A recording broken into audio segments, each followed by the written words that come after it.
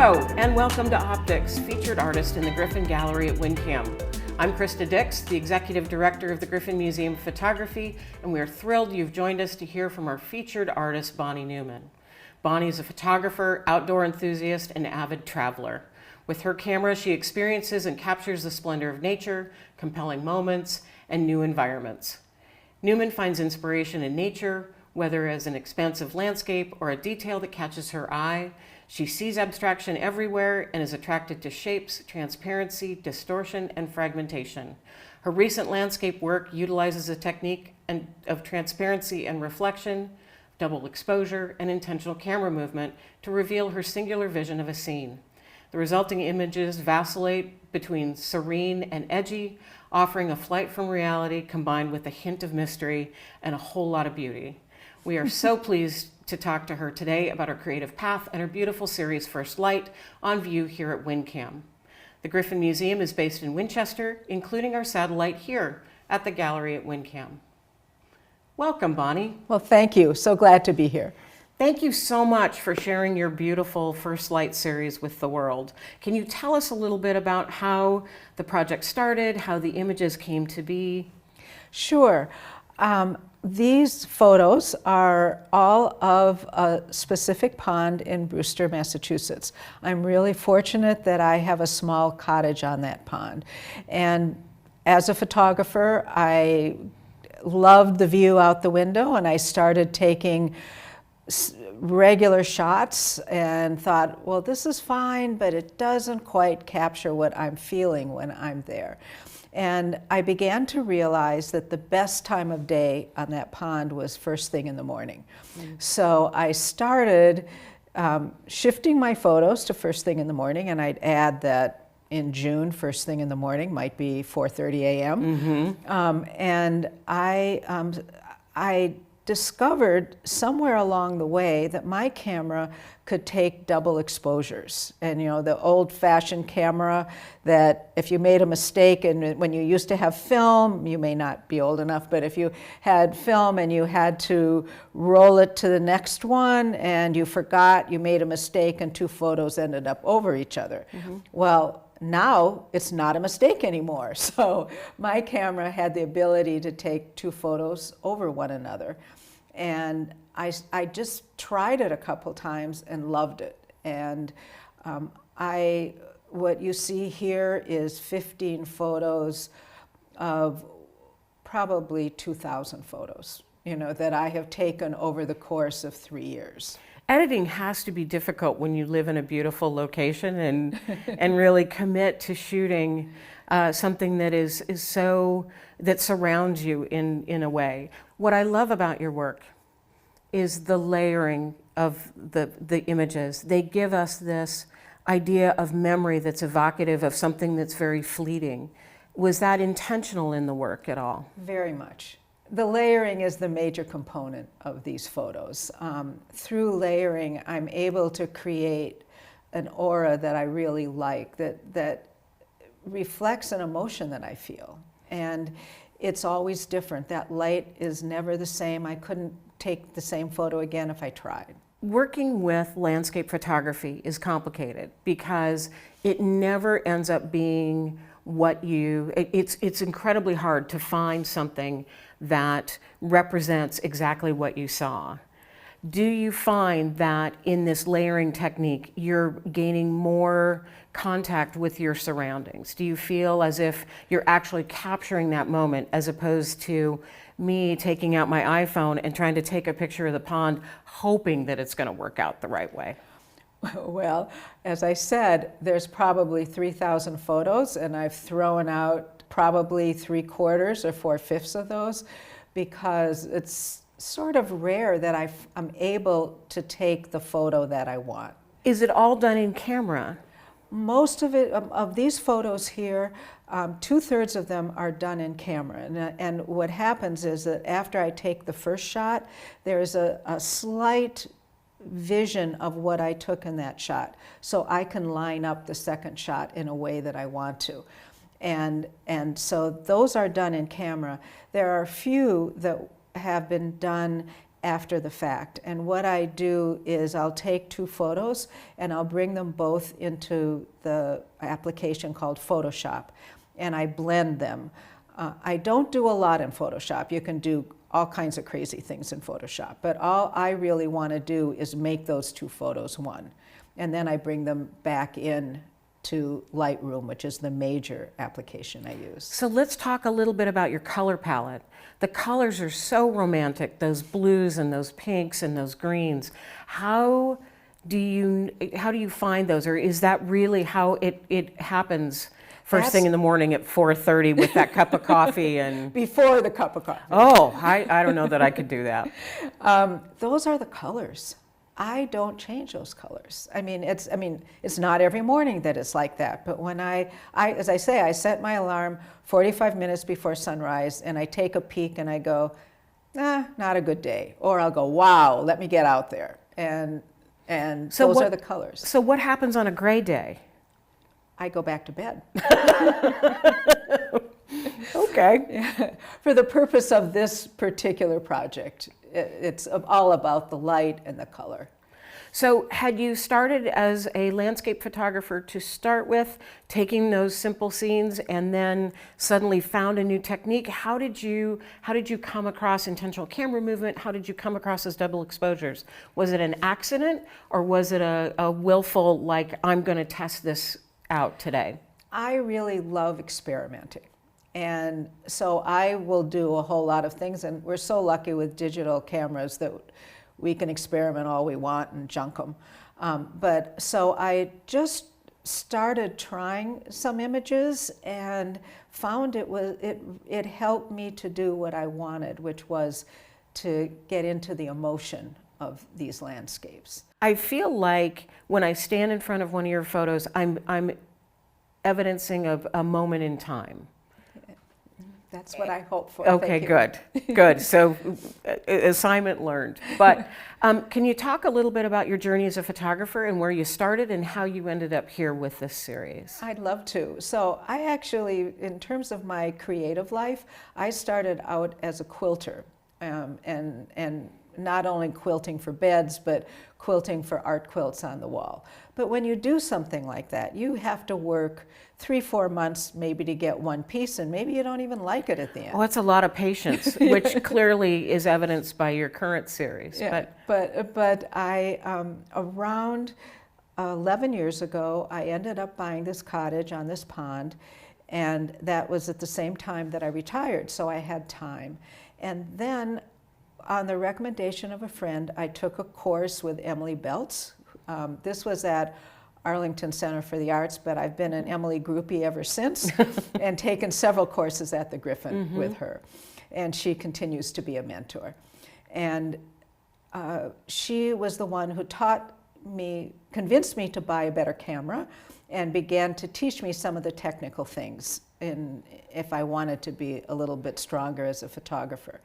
And she's very good at taking each person and moving them in a direction that they're sort of heading already. And one of the recommendations she made was for me to connect with 2 photographers from England, Valda Bailey and Doug Chinnery. And that happened just as the COVID had hit. And I was able to take Zoom courses with them and even have Zoom one-on-ones with them. And they really helped me to develop the techniques in a stronger way. So would you consider this a COVID project? I know that we talk a lot about what we've done over the last 3 years. Do you feel like this project was born out of that desire to get out of the house from COVID, or was this already in your head? It had started back in 2019, so before COVID. But when you're stuck at home, how wonderful to have a project that's based right out of the house. And that made a big difference. And again, with the opportunities of Zoom and what that introduced us to, we could connect with photographers and take courses. I took a course out of Houston, out of LA. It's just a wonderful opportunity. I'd also add, and it's been wonderful to have a photo community. there's a group of friends, we call ourselves photo friends, and we do a lot of supporting and critiquing each other, and also just joining groups here at the Griffin or Bedford Camera Group, talking with friends who are photographers, continuing to move me along. So what advice would you give to that artist, photographer, budding photographer student that wants to move from taking straight landscape work to move to that next level and start to create new views of the landscape that they might see? I'd say experiment. Just try new things. Be quirky. And then look for other photographers that you like what they're doing, and don't be afraid to connect with them. No. So let's talk about your photographic influences. Who inspires you? Well, I would start with artists such as the Impressionists. People often say, oh, your photos remind me of Monet, which of course is a nice treat. But so Monet, Seurat, maybe, Cézanne, people who looked at landscape differently.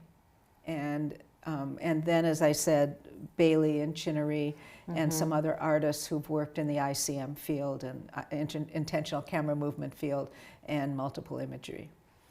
So what do you see as your next move in creativity? How do you push yourself forward from here? Well, I want to continue to use these techniques. So this body of work is actually part of a larger body of work I call Nature in a New Light.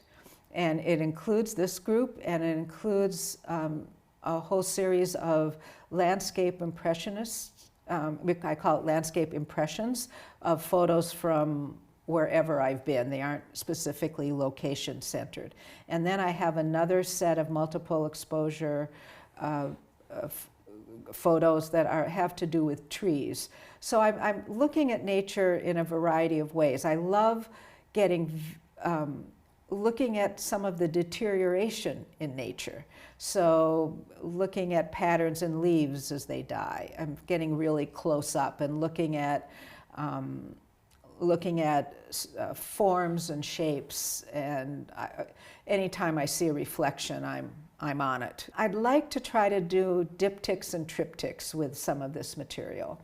And so that's one whole area that I'm looking at. And another one, and maybe it's because as I'm aging, I'm looking at, I'm calling it things left behind. So I'm looking at some items I've inherited and that I don't even necessarily cherish, and how I can make them interesting, looking at New England mill towns and some of the old buildings and close-ups of items, an old barn.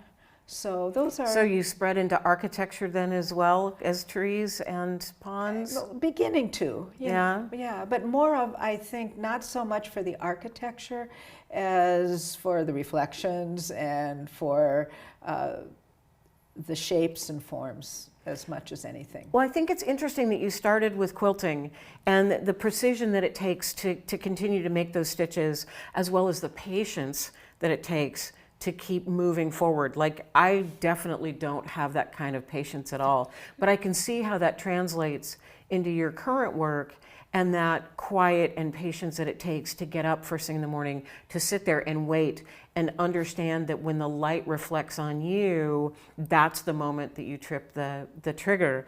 So when it moves on to this new series of architecture and reflection, I almost feel like there's a certain amount of texture that you're striving for, which is evident in the first light images, for sure. Definitely. But also give us an entryway into looking at the work as if it wasn't rigid, right? There's a certain organic texture to everything that you do, and I think as we move into that next phase for you and see those architectural pieces, that will see evidence of the balance between the organic and the rigid shapes. So here's a question. Do you journal about your work? Do you write about it at all? Does poetry inspire you, or are there any writings that you find that give you inspiration to find that new light? I do have a sort of a running journal that I call Photo Thoughts, and I add to it from time to time. I'm generally not someone who journals, but if I get an idea or I see something, I'll add it to this now very long file that I have on my computer. One quote that I like, and I'm going to paraphrase it, that I think speaks to what I do, which is Minor White saying, "Don't take photos of what it is, but what it also is." And that's what I'm continually trying to do, is look at what's there and make it my own, and then really do it in a way that I can communicate the feelings that I have. I have a very strong commitment. Really, my spirituality is in nature, and I want my photos to be able to communicate that. I think that they do. Let's talk a little bit about equipment, the boring side, but sometimes it's the exciting side. So did you start as a film photographer, or have you always been a digital photographer? Oh, I'm old enough that I started as a film photographer, but quickly shifted to point and shoot cameras. And then when I started taking photography more seriously, I ended up buying what was then sort of the very first that were coming out of the mirrorless cameras. Now, is your viewfinder a digital viewfinder or a clear viewfinder? Like a piece of glass that you can actually see what's happening? I can see what's happening, but sometimes I look through the viewfinder and sometimes I look through the back of the camera. It depends. I think we've all gotten spoiled with our iPhones and being able to hold them up, you know, and I wonder sometimes if we're ever going to look at that viewfinder ever again, that little peephole, and see what's really happening. So when you have an image, are you cropping that image at all? I mean, is it full frame? I try to make it full frame. Once in a while I say, I don't like that corner, let me cut it out, type of thing. But my goal is, and I think the photos that we see here are pretty much as I shot them, with maybe some minor cropping. And I guess I want to add, when it comes to photo equipment, all of these photos here are taken with my 35 millimeter. Mm-hmm. However, I've gotten a new iPhone, and it is becoming increasingly easy to take quite good photos with the iPhone. Do you see a difference in how that 35 millimeter behaves in an iPhone? Because I know a lot of people are iPhone photographers, me included. I mean, I have a twin lens, so I still use film, but that iPhone travels with me all the time. But do you see a difference in quality? Do you see a difference in how it represents light? I'm always curious as to how the algorithms work between the two pieces. Well, I find it easier in many cases. I had a project where I was photographing the inside of a barn, and it was very hard without a tripod to do what I wanted to do, but my iPhone was able to take beautiful photos. Well, I think it can certainly be an addition to your toolkit, for sure. Absolutely.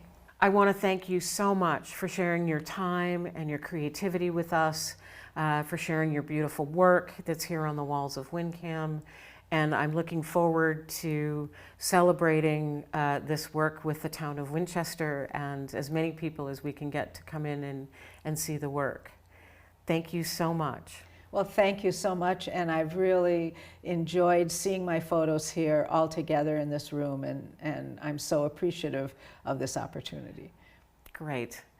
So thank you for joining us for this edition of Optics, featured artist in the Griffin Gallery at WinCam. Bonnie Newman's series First Light is on the walls of WinCam until March 5th and is free and open to the public during WinCam's regular hours.